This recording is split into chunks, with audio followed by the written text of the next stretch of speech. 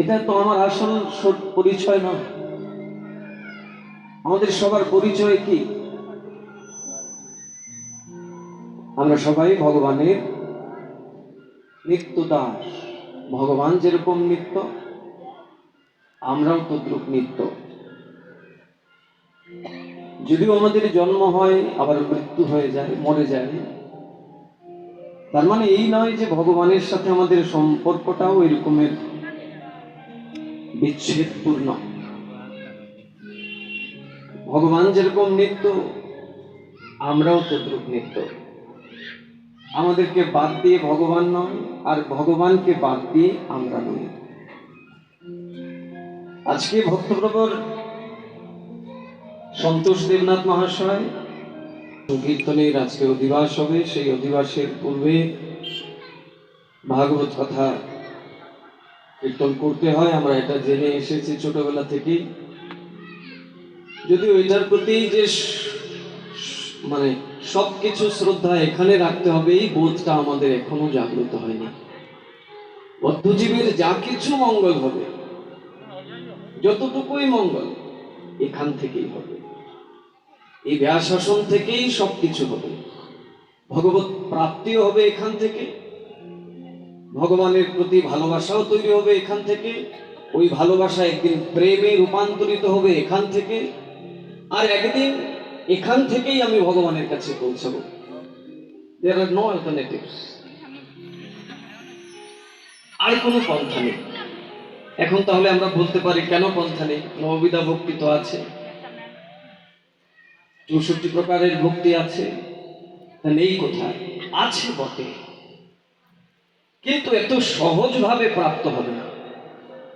যত সহজ থেকে সহজতর ভাবে প্রাপ্ত হওয়া যাবে এই ব্যাসাসন থেকে ভাগবত কথা শোনার দ্বারা। কলিযুগ এটি। কলিযুগ মানে অন্ধকারে ভরপুর। কলি মানেই মায়া, কলি মানেই অন্ধকার, কলি মানেই এখানে প্রত্যেকটি মানুষ, অধিকাংশ মানুষই ভগবত বিমুখ।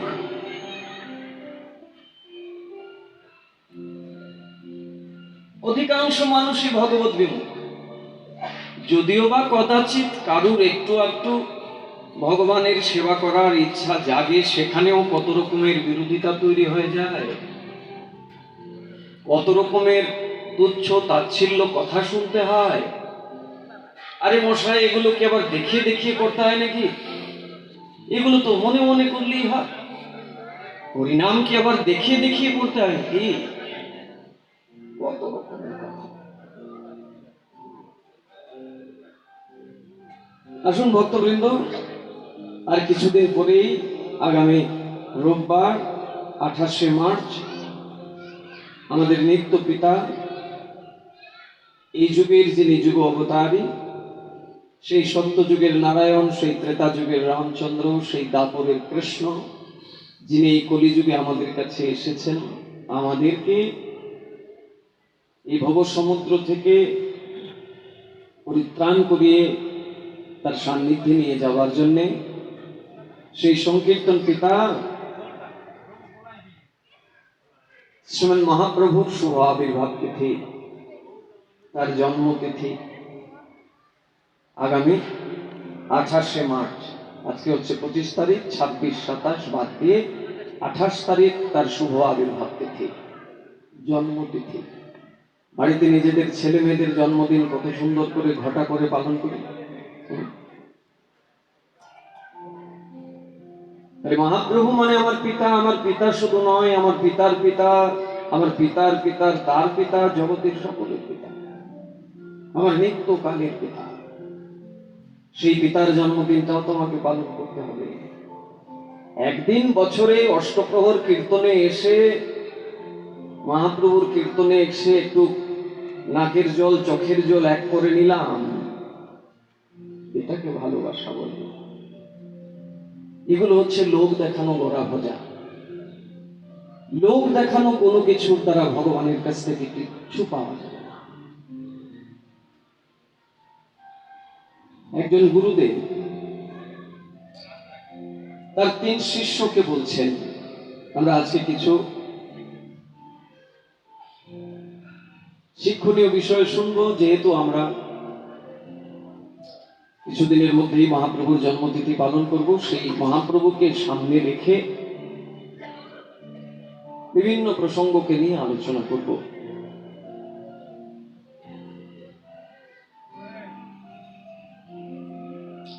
বিভিন্ন প্রসঙ্গ আসবে সেখানে, কিন্তু আমরা মূল কথা থেকে সরে যাব না। যারাই আমরা এখানে এসেছি, সৌভাগ্যবান সৌভাগ্যবতীরা, একে তো দীর্ঘদিন পরে আপনাদের সাথে আমার সাক্ষাৎ, প্রায় একটা বছর পর। গত বছর এখানেই এসে আমার শেষ সিলেটের অনুষ্ঠান হয়েছিল। গত বছর এই সন্তোষ বাবুর এই ভাগবত আলোচনাতে এসে তারপরেই করোনা শুরু হয়ে যায় সিলেটে, তারপরে আর একদিন অনুষ্ঠান করতে আসা হয়নি। যদিও এই বছর বিভিন্ন জায়গায় অনুষ্ঠান হয়েছে, কিন্তু সেই এক বছর পরে আবার আপনাদের মতো রসিক ভক্তদের সাথে আবার সাক্ষাৎকার করার সুযোগ হয়েছে একটা বছর পরে। তাই আসুন আমরা সবাই মিলে একাগ্র চিত্তে সেই ভগবানের কথাকে অবগাহন করব, শ্রবণ করব। যে কথার সুধা একাগ্রতা নিয়ে লাভ করা যায়। চঞ্চল মনে, চঞ্চল চিত্তে কখনোই ভগবানের কথাকে বোঝাও সম্ভব নয়, জানাও সম্ভব নয়।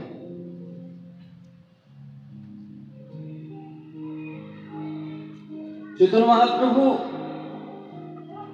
কলিযুগের ধর্মটাকে এতটা সহজ করে দিয়েছেন, এতটা সহজ করে দিয়েছেন, আমরা তারপরে আরো সহজ করতেছি। তাহলে 64 প্রকার ভক্তি যজনের দ্বারা ভগবানকে পাওয়া যাবে না এরকম কথা বলা হচ্ছে না। কিন্তু সর্বাগ্রে যাকে বসিয়েছে সেটি হচ্ছে শ্রবণাক্ষ ভক্তি।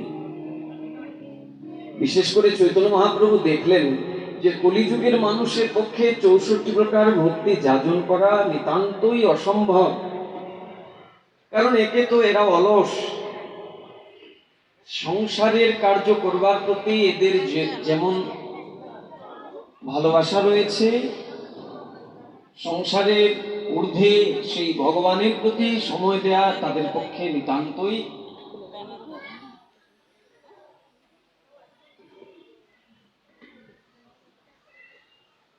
এখানে তাদের কৃপণতা।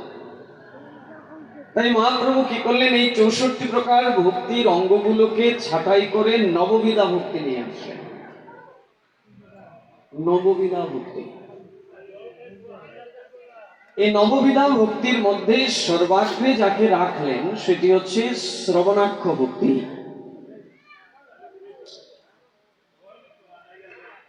বহু বচনে সাধুর সঙ্গে ভগবানের কথা অনুশীলনের দ্বারা যত তাড়াতাড়ি রেকটিফাই হবে, আমার এই ভেতরের রেকটিফিকেশন হবে, অন্য কোনো কিছুর দ্বারা হবে না। না তো হরিনামের আসরে বসে হবে, না তো মন্দির পরিক্রমা করে হবে, না তো ভগবানের দিকে হা করে তাকিয়ে থাকলে হবে, না তো হরিনাম করলে হবে। অবাক লাগবে শুনলে যে হরিনামই তো কলিযুগের যুগ ধর্ম, তাহলে হরিনাম করলে হবে না? মানে হবে না। হরিনামের দ্বারাই হবে, কিন্তু হরিনামটা হতে হবে সাধুর সঙ্গে। এই জন্য বলছেন নাম সংকীর্তন। দেখুন একটি শব্দ লাগিয়েছেন সংকীর্তন। কলিযুগের ধর্ম হয় নাম সংকীর্তন। সংকীর্তন মানেই হচ্ছে বহু বচন, এক বচনে সম্ভব না।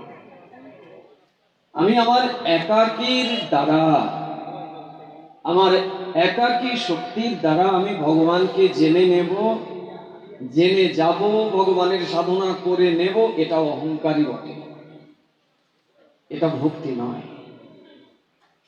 এই জন্য কলিযুগের ধর্মটা পুরোটাই আনুগত্যের ধর্ম। আনুগত্য, শিষ্টাচার, স্বতন্ত্রতা, ভ্রষ্টাচার। কোনো বদ্ধজীব যদি স্বতন্ত্র বুদ্ধির দ্বারা, স্বতন্ত্র চিন্তার দ্বারা মনে করে যে সে সব কিছু জেনে যাবে, এটা তার অহংকার ছাড়া কিছু না।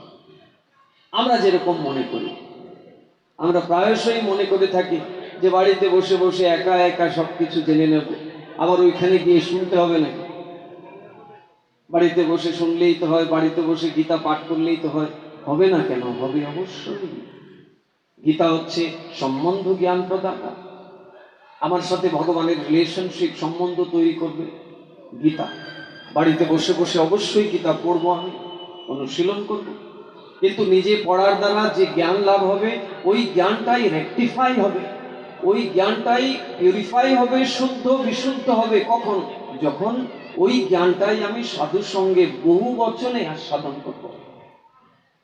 এই জন্যই তো মহাপ্রভু বলছেন, সাধুর সঙ্গে কৃষ্ণ নামেই মাত্র চাই। It is the one and only solution, it is the one and only process.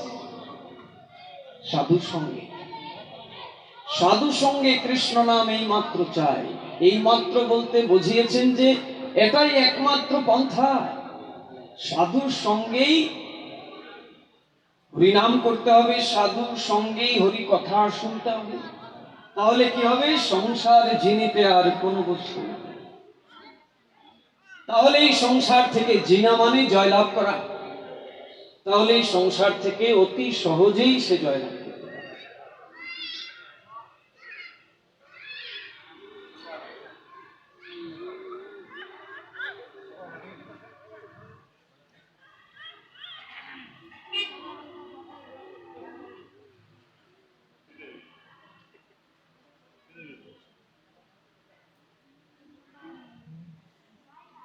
ভগবানের কথা এখানে যে অনুষ্ঠিত হবে তার সময় ছিল বিকেল 4টে, কিন্তু দেখুন এখন প্রায় 6টা বাজতে যাচ্ছে, আমরা একজন একজন করে আসছি। এই যে এইভাবে আমরা যে দেরি করে আসি, তাতে কিন্তু কথার ব্যাঘাত হয়, আপনা আপনি মন এদিক থেকে ওদিকে চলে যায়। আমাদের উৎকণ্ঠা নেই যে তা নয়, উৎকণ্ঠা রয়েছে আমাদের প্রচুর, কিন্তু কেমন আমরা ভাবি যে পাঠটা শুরু হয়ে যাক, একটু শুরু হয়ে গেলে পরে তারপরে যাব। কোথাও যদি 5 দিনের অনুষ্ঠান হয় তাহলে চিন্তা হয়, আচ্ছা 5 দিনের অনুষ্ঠান তো আছে, শেষের 2 দিন যাব। এটা ভালোবাসা না। 5 দিনই যেতে হবে, 5 দিন 5 রকমের কথা হবে, 5টি বিষয় নিয়ে কথা হবে। আগে আসতে হবে কেন না? আগে না আসলে তো প্রথমে যে কথাগুলো হলো সেই কথাগুলোই শুনতে পেলাম না। মাঝখান থেকে এসে কোনো কিছু মেলাতে পারবো না, মনে হবে কি শুনছি। তাই 4টার অনুষ্ঠান শুরু হলো, 5টায়, এখন বাজে 5:45, এখন আমরা একজন একজন করে আসছি।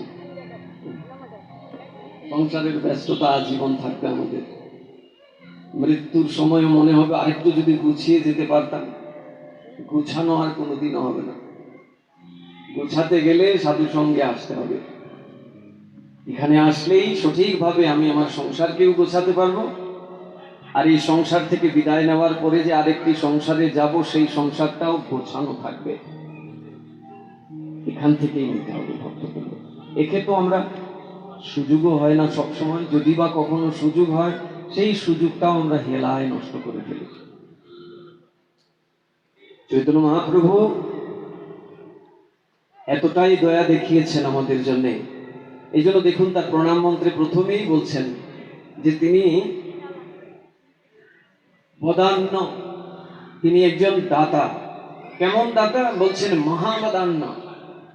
তার উদারতা, তার দানের কোনো শেষ নেই। মহা অর্থে শ্রেষ্ঠ, তিনি একজন শ্রেষ্ঠ দাতা। কেন শ্রেষ্ঠ দাতা বললেন না? তিনি ছিলেন সত্যযুগে নারায়ণ রূপে, তিনি এসেছিলেন ত্রেতা যুগে রামচন্দ্র রূপে, তিনি এসেছিলেন দ্বাপর যুগে শ্রীকৃষ্ণ রূপে।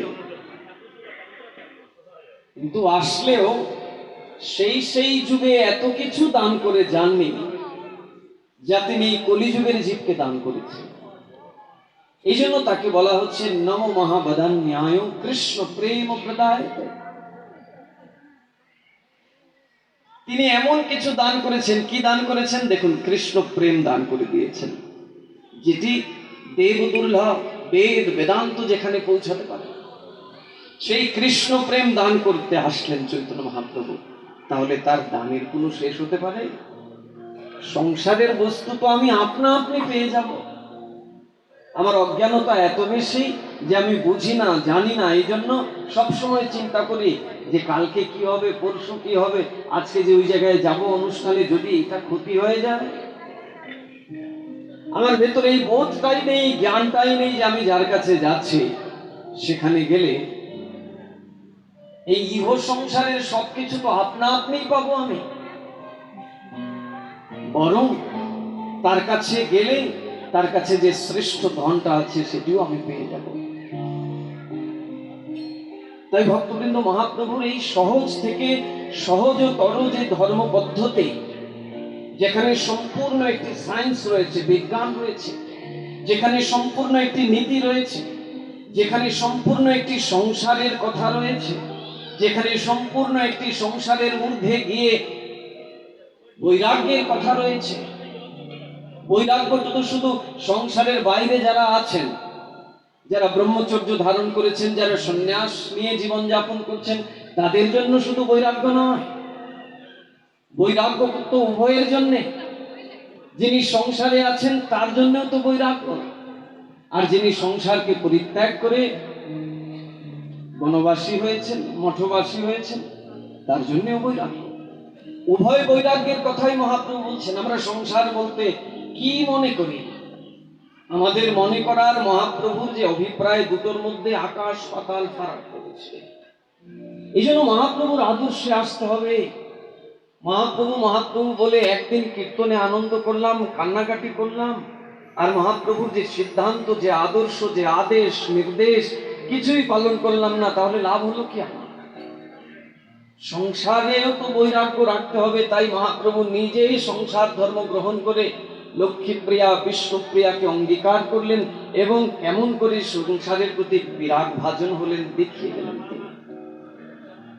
আমরা মনে করি যে আমাদের তো সংসার আছে, আমাদের স্ত্রী সন্তান পুত্র কন্যা রয়েছে, আমাদের জন্য তো ভগবান কিছু ছাড় দিয়ে রেখেছেন, কিছু প্রমোশন তো আমাদের আছে। অন্যরা যারা সংসার করেনি, যাদের স্ত্রী সন্তান নেই, তাদের তো আর অন্য কাজ নেই, তাই তারা কঠিন থেকে কঠিনতর ধর্ম পালন করবে। আমাদের তো অল্প সময়ের মধ্যে সংসারকেও সময় দিতে হবে, ভগবানকেও সময় দিতে হবে, তাই আমাদের জন্য বোধহয় ভগবান কিছু ছাড় দিয়ে রেখেছেন। এটা আমার মনের কথা। ধর্ম কি আদৌ এই কথা বলে? মহাপ্রভু কি আদৌ এই কথা বলছেন? মহাপ্রভু কি কাউকে আলাদাভাবে কোনো প্রমোশন দিয়ে রেখেছেন? ভাই, তোমার তো সংসার রয়েছে, তোমার তো অনেক জ্ঞাতি গোষ্ঠী, তাদেরকে সময় দিয়ে তুমি একটু আমায় দিলেই হয়ে যাবে, এরকম কি কোথাও মহাপ্রভু বলেছেন? এটি আমার কথা, এটি আপনার কথা। উভয়কেই বৈরাগ্য নিতে হবে। যারা সংসারে থেকে বৈরাগ্য ধারণ করবেন তাদেরকে বলছেন উপকুরবান বৈরাগ্য, আর যারা সন্ন্যাস হয়ে যারা ব্রহ্মচর্য ব্রত ধারণ করে বৈরাগ্যকে ধারণ করবেন তাদেরকে বলা হচ্ছে নৈষ্ঠিকী বৈরাগ্য। কিন্তু বৈরাগ্য ধারণ করতে হবে, বৈরাগ্য ছাড়া কখনোই। বৈরাগ্য মানে কি? দীনতা, নিজেকে দিনহীন জ্ঞান করা। আমরা পারি না। সর্ব উপাধি বিনির্মুক্তং তৎপরিত্তেন নির্মলং ঋষিকেন ঋষিকেশ সেবনম ভক্তিরুচ্যতে। এই কথাটা কে বলছেন? মহাপ্রভুর অত্যন্ত আপনজন, মহাপ্রভুর অতীব নিকটজন রূপ গোস্বামী পাদ। শ্রীরূপ গোস্বামী তিনি আমাদের মতো বদ্ধ জীবের মনের কথাতে আঘাত করলেন।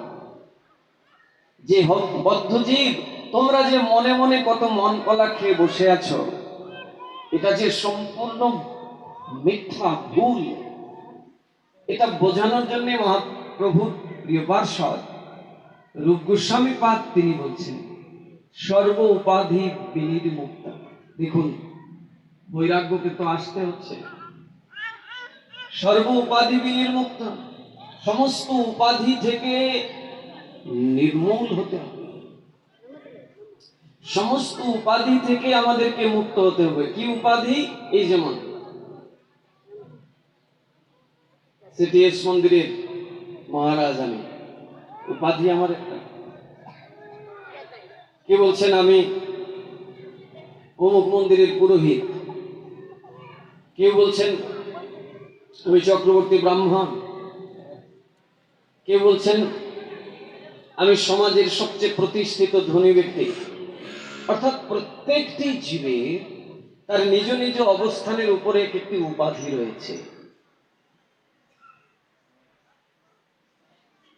মহাপ্রভুর প্রিয় পার্শ্বদ রূপ গোস্বামীপাদ বলবেন সর্ব উপাধি বিনির্মুক্ত, আগে ওই উপাধি থেকে মুক্ত হতে হবে, অর্থাৎ বৈরাগ্য ধারণ করতে হবে, দ্বৈনতা আসতে হবে। সর্ব উপাধি বিনির্মুক্তং তৎপরিত্তেন নির্মলং।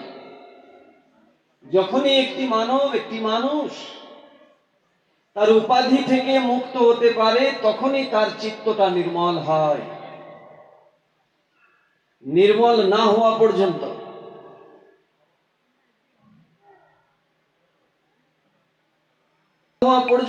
ভগবত প্রাপ্তি তো অনেক দূরের কথা, কিছুই লাগে না। আগে হৃদয়টাকে নির্মল করতে হবে। তাই দেখুন মহাপ্রভু, যার কথা আমরা শুনছি, আজকে শুনবো আরো কিছুক্ষণ ধরে, সেই মহাপ্রভু তার যে শিক্ষাশ্লোক রূপে আমাদেরকে 8টি শ্লোক রেখে গেছেন। মহাপ্রভুর মুখনিসৃত যে মহাপ্রসাদ 8টি শ্লোক আকারে আমাদেরকে রেখে গেছেন। তার প্রথম শ্লোকটাই তিনি কি বলছেন? এই হৃদয় নির্মলের কথাই বলছেন। প্রথম শ্লোকে চেত দর্পণ মার্জন ভব মহাদাবাগ্নি নির্বাপন শ্রেয় কৈরব চন্দ্রিকা বিতরণ বিদ্যাবধূ জীবন আনন্দাববোধিবর্ধনম प्रतिपदन पूर्णामृतयशादनम् सर्वात्मष्णपनं परम विजयते श्री कृष्ण नाम संकीर्तनम्। प्रथम श्लोक তিনি যে 8টি শ্লোক তার মুখনিসৃত মহাপ্রসাদ রূপে আমাদের কাছে রেখে গেছেন, শিক্ষাষ্টক রূপে। সেই শিক্ষাষ্টকের প্রথম শ্লোকেই তিনি আমাদেরকে বলছেন চিত্তকে মার্জন করতে, হৃদয়টাকে নির্মল করতে। হৃদয়ের মধ্যে কি আছে? অহংকার, অভিমান, দাম্ভিকতা, যার জন্যে ভগবান এখানে রয়েছেন প্রত্যেকের হৃদয়ে। দূরে কোথাও রয়েছেন? যারাই আমরা এখানে এসেছি, যারা আসতে পারেননি, সবার হৃদয়ে ভগবান বসে আছেন, আমাদের মধ্যেই আছেন, অথচ আমরা তাকে দেখতেই পাই না। তার যে উপস্থিতি, তিনি যে রয়েছেন এখানে, এটাকে একবার আমরাও অনুভূতিও করতে পারি না। কেন পারি না? একটাই কারণ, এই হৃদয়ের মধ্যে এত খুঁটিনাটি গুলো ঘর বেঁধে আছে, যার জন্য এই হৃদয়ে ভগবান রয়েছেন বটে, অথচ এখানে একটি স্তর পড়ে আছে। চেত দর্পণ মার্জন, মহাপ্রভু বলছেন হে বদ্ধজীব, এই চিত্তকে মার্জন করো, চিত্তকে মার্জন করে ওই চিত্তের মধ্যে নির্মলতা নিয়ে আসো, দৈন্যতা, বৈরাগ্য নিয়ে আসো। এই নির্মল হৃদয়ে, ওই বৈরাগ্যপূর্ণ হৃদয়ে ভগবান উদিত। ভগবান রয়েছেন অথচ দেখতে পাই না। কেন দেখতে পাই না? কি সুন্দর করে গোস্বামীগণ, টিকাকারগণ বোঝাচ্ছেন। দেখুন, বলছেন যে দর্পণ মানে আয়না। যে আয়নাতে আমি আমাকে দেখতে পাই।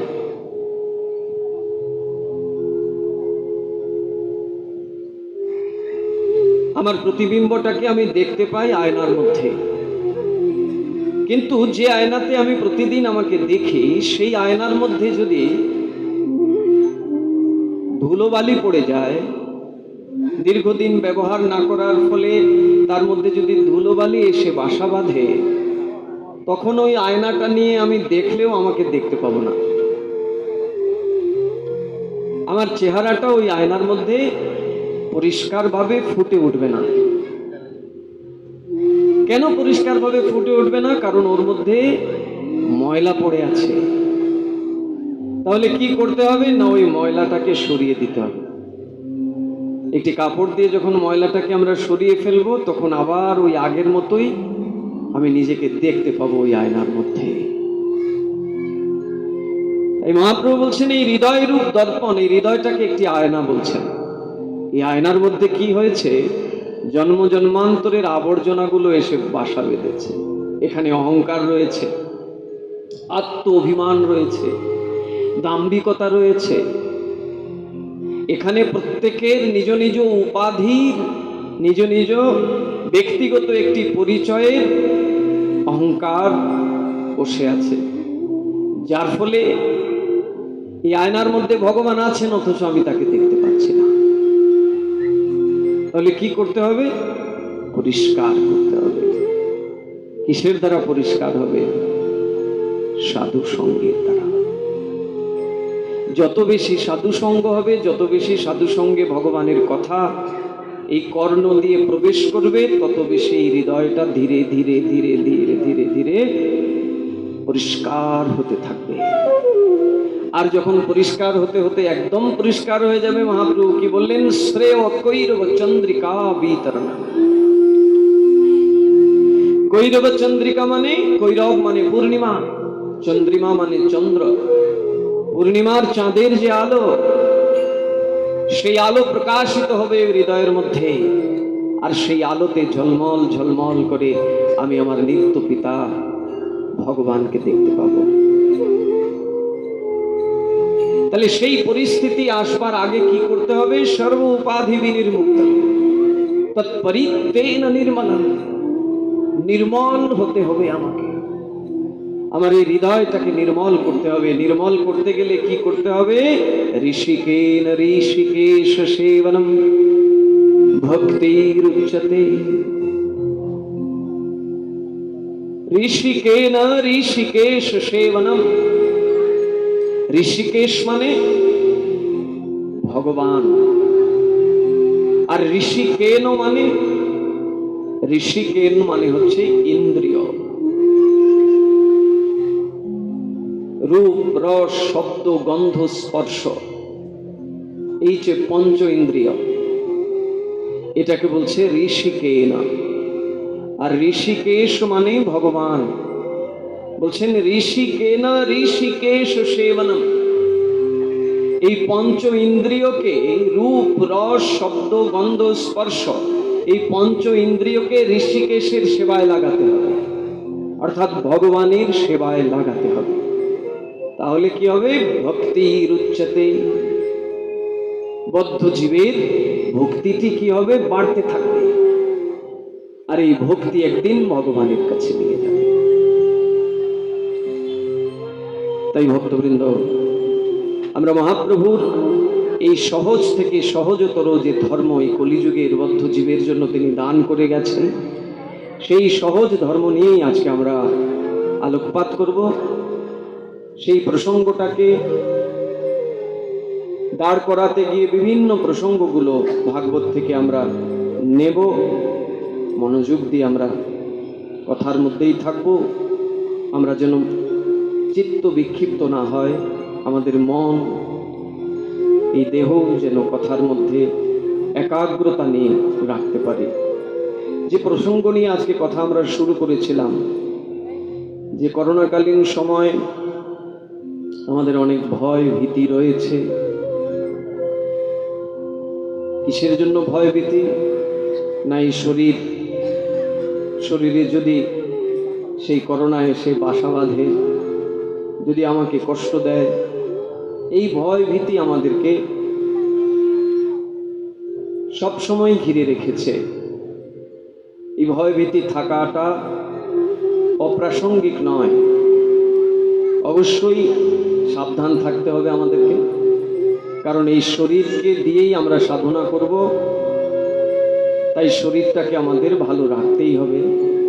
কিন্তু শরীরটাকে ভালো রাখতে গিয়ে কখনো আবার যেন এরকম করে না করি যে শরীরকে ভালো রাখতে গিয়ে, শরীরকে ভালোবাসা দেখাতে গিয়ে সেখানে যেন আত্মাকে আবার অতৃপ্ত না রাখি।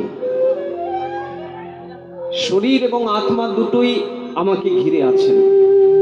আমি যেমন এই বাহ্য শরীরটাকে নিয়ে আপনাদের কাছে এসেছি, আপনারা আপনাদের এই শরীর নিয়ে এখানে কথা শুনতে এসেছেন, কিন্তু প্রত্যেকের শরীরের ভেতরে তো আরেকটি শরীর রয়েছে, যেটি সূক্ষ্ম শরীর, যেটি চোখে দেখা যায় না, যেখানে আমি মানে আমার যে সত্তা, সোল, আত্মা, ভগবান সেখানে বিরাজমান রয়েছেন। সেই ভগবানের প্রতিও আমাদেরকে যত্নবান হতে হবে। শরীরের প্রতি তো যত্ন রাখবই, শরীরকেও সাবধানে রাখবো, শরীরটা যেন কোনো অসাবধানতার জন্য ক্ষতিগ্রস্ত না হয় তার জন্যও খেয়াল রাখতে হবে অবশ্যই। আবার শরীরের ভেতরে যে চিন্ময় শরীরটি রয়েছে আত্মারূপে, সেই আত্মাকেও তো সুস্থ রাখতে হবে। তো আত্মাকে সুস্থ রাখার জায়গা কি? আত্মাকে সুস্থ রাখতে গেলে তো সাধু সঙ্গ করতে হবে। আত্মা তো কি গ্রহণ করে আমরা বিভিন্নভাবে জেনেছি, সবাই জানি এগুলো, তারপরেও আবার বলছি, আত্মার খোরাকটাই হচ্ছে সাধু সঙ্গে ভগবানের নামামৃত গ্রহণ করা, ভগবানের কথামৃত গ্রহণ করা, এটি হচ্ছে আত্মার খোরাক। তাইলে আমি আমার নিজেকে সাবধান রাখতে গিয়ে যদি আত্মাকে তার খোরাক থেকে বঞ্চিত করে দেই, তাহলে তো সেখানে আবার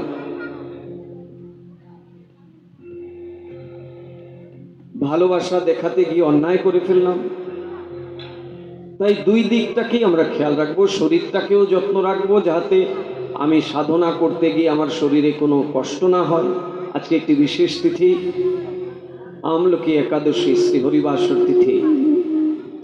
একাদশী তিথিতে আমরা সাধু সঙ্গে ভগবানের কথা শুনবার সৌভাগ্য লাভ করেছি। এটি কত বড় কথা যে তিথিতে সারা দিন এবং সারা রাত ভগবানকে নিয়ে থাকতে হয়। শাস্ত্র বলছেন এই তিথিতে অন্তত সংসারী মানুষ দিন এবং রাত 24 ঘন্টা কোন রকম সাংসারিক কার্যের মধ্যে সে থাকবে না, কোন রকমের বিষয় কার্যের মধ্যে সে থাকতেই পারবে না। এই একটি তিথিতে, একাদশী, মাসে 2 দিন।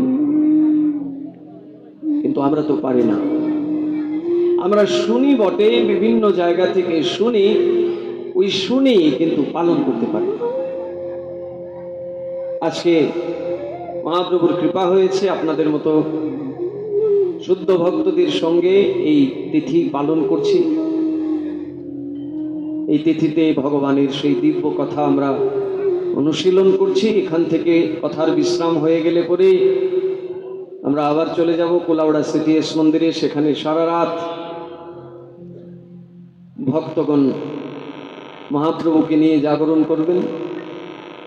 পুরো রাত সেখানে জাগরণ হয়।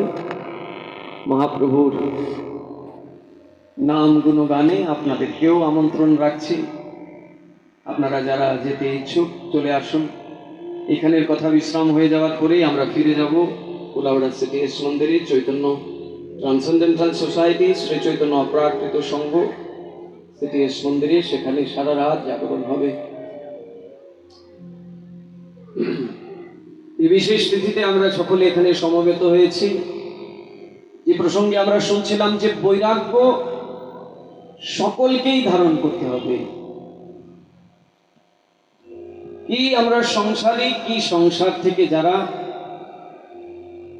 বাইরে আছে, বানপ্রস্থী ব্রহ্মচারী রূপে আছে কিংবা সন্ন্যাসী রূপে, সবাইকেই বৈরাগ্য ধারণ করতে হবে। বৈরাগ্য মানেই হচ্ছে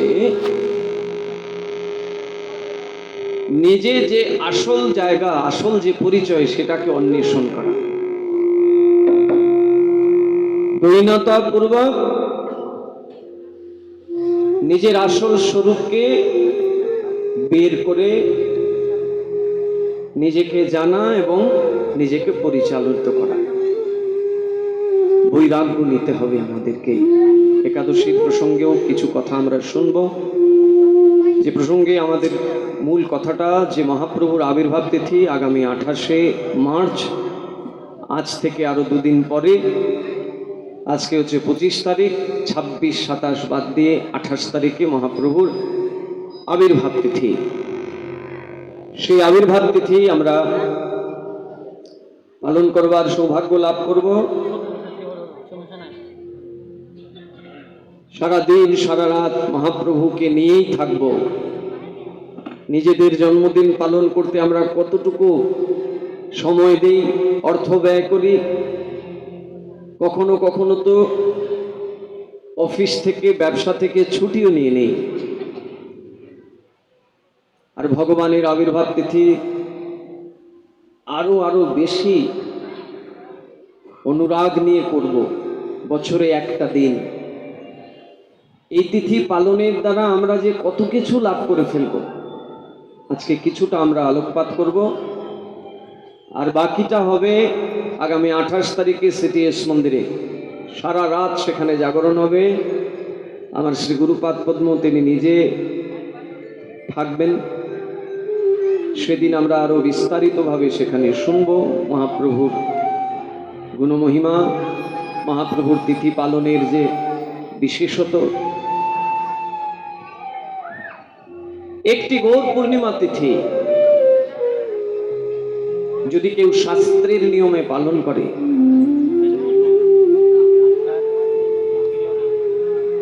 তাহলে বদ্ধজীবের যা কিছু চাওয়া পাওয়া, যত রকমের চাওয়া পাওয়া, সব কিছুই সে পেয়ে যাবে, এবং অল্প দিনের মধ্যেই। যেমন একাদশী তিথি, আজকে একাদশী তিথি। আমরা একাদশীর মহিমা প্রসঙ্গে কি জেনেছি, যে 33 কোটি দেবতার ব্রত করলে যে পুণ্য হয়, একটি একাদশী ব্রত সেই পুণ্য দান করে। এটা অনেকবার আমরা বলেছি, শুনেছি, জেনেছি। একটি একাদশীর তিথি পালন করা মানে 33 কোটি দেবতার ব্রত পালন করলে যে পুণ্য হয়, সেই সমুদয় পুণ্য লাভ করে বদ্ধজীব যদি একটি একাদশী ব্রত পালন করে। আর গৌর পূর্ণিমা তিথি পালন করলে কি হয় জানেন? এই রকমের শত শত একাদশী ব্রত পালন করলে, একটা দুইটা একাদশী না, শত শত একাদশী ব্রত পালন করলে যে পুণ্য হয়, সেই পুণ্য লাভ হয় একটি গৌর পূর্ণিমা তিথি পালন করলে। শুধু এই কথার মধ্যেই থেমে যাননি, আরো কিছু কথা রয়েছে। পেছনে যারা রয়েছেন আমার কথা শোনা যায় ভক্তবৃন্দ?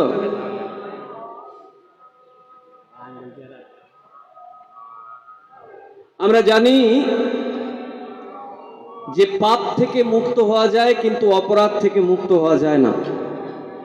পাপ থেকে মুক্ত হওয়া যায় কিভাবে? হরিনামের দ্বারা। চৈতন্য মহাপ্রভু যে হরিনাম এনে দিয়েছেন আমাদেরকে, সেই হরিনাম থেকে মুক্ত হতে পারে বদ্ধজীব। সেই পাপ থেকে মুক্ত হতে পারে বদ্ধজীব যদি সে হরিনাম করে। বলছেন জীবের সাধ্য নাই তত পাপ করে। যত রকমের পাপ আছে, সমস্ত পাপ থেকে বদ্ধজীব মুক্ত হতে পারে যদি সে হরিনাম করে। কিন্তু অপরাধ থেকে মুক্ত হওয়া যায় না। পাপ এবং অপরাধ যদিও শুনতে একই রকম লাগে বটে, কিন্তু দুটো পৃথক।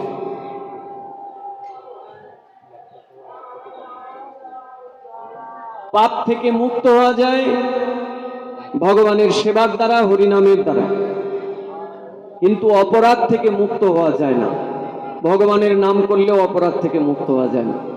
আমরা এটা দেখেছি চৈতন্য মহাপ্রভুর জীবনচরিতে। চৈতন্য মহাপ্রভু নিজে তার মাকেই ক্ষমা করেননি, যে মায়ের গর্ভে তিনি এসেছিলেন এই ধরাধামে, সচী মাতাকেই তিনি ক্ষমা করেননি, যেহেতু সচী মায়ের অপরাধ ছিল বৈষ্ণব চরণে। অপরাধ এমন একটি বস্তু,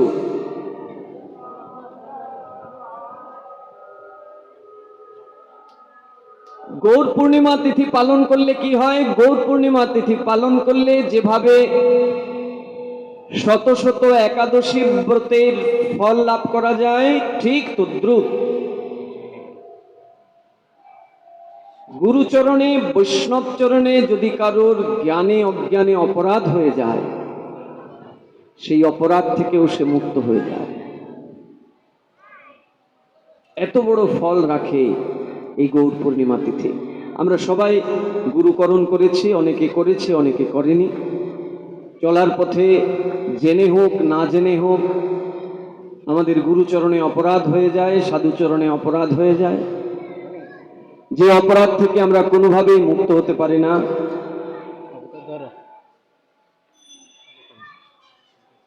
সেই অপরাধ থেকেও মুক্ত হওয়া যায় যদি কেহ শাস্ত্রীয় নিয়মে গৌর পূর্ণিমা তিথি পালন করে।